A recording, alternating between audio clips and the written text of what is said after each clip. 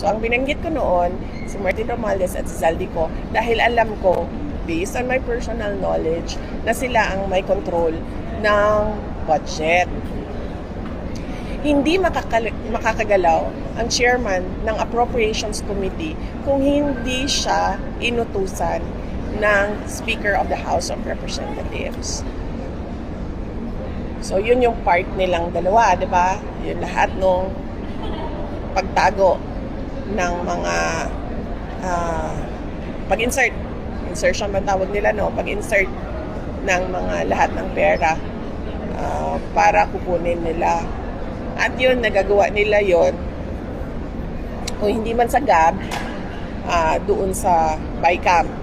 Kasi dadaan pa niyan ng Senado may negosasyon pa doon sa Senado. So ang final document niyan ay nandoon sa GAB. Tapos hindi ko na kailangan sabihin na kasali yung Pangulo dyan. Kasi kitang-kita naman natin, kanino bang pirma? Sasabihin na naman niya, hindi niya pirma yung nandoon sa GAA. Hindi ako yan. Hindi si Ferdinand Marcos Jr. ang pumirma dyan. Ang ebidensya ng kanyang participation is yung pirma niya sa GAA. Wala nang ibang kailangan na evidence ng participation ng President dyan.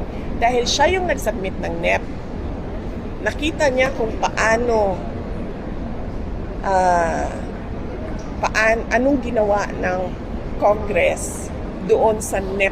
Sa budget niya yun budget yun ng administration kasi siya yung nag-submit noon. Nakita niya kung ano yung ginawa ng Congress doon. Pero pinirmahan pa rin niya.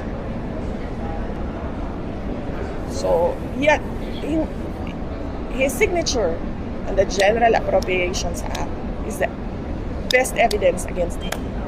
Accountable siya because he allowed the insertions. So that is a culpable violation of the Constitution. Refusal to take a drug test, that is betrayal of public trust. Allowing the ICC to enter the Republic of the Philippines is culpable violation of the Constitution. That is against our national sovereignty. Ang dami ng impeachable offenses ni Ferdinand Marcos Jr. Of course not.